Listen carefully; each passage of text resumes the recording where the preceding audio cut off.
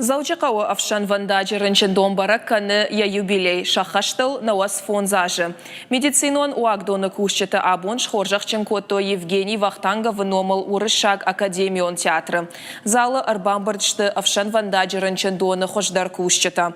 Арфасын ракотой Республикай Шархлауак Битарта Вячеслав, парламенты Шардар Алексей Мачнев, ама ананиждинатка кананы министр Михаил Ратманов.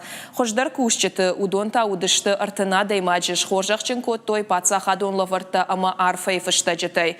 Битарта Вячеслав бафи пайта. Афшан Вандажи Ренчендон Республикай апаты жарон тарта юкаю. Штайзы сы харшхадла катта араженс. Амазы сы фалтарчен специалиста куши удонай жендгонткай у.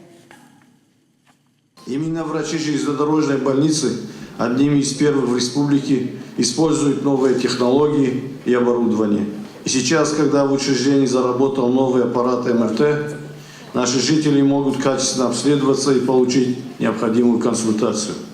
Но как бы мы не оснащали наши больницы оборудованием, строили новые больницы, поликлиники, самое главное – это, конечно же, труд медработника.